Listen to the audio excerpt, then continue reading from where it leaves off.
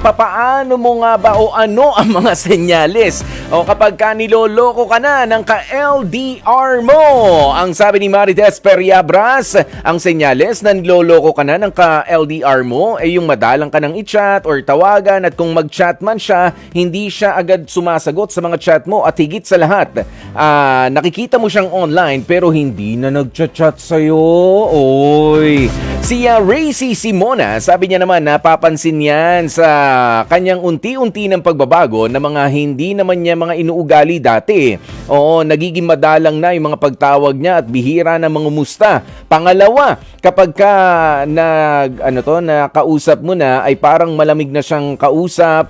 At syempre, yung pangatlo, yung parang lagi siya nagmamadali habang kausap ka at wala nang interes sa mga sinasabi mo at malamig na siya habang kausap ka. Yan, mga senyales talaga yan na niloloko ka na ng ka-LDR mo. O ito, si Rosalina Dalangin, sabi niya, ito talaga matindi. O hindi na sumasagot sa mga tawag, sa mga text o sa mga chat. May iba na talaga yan.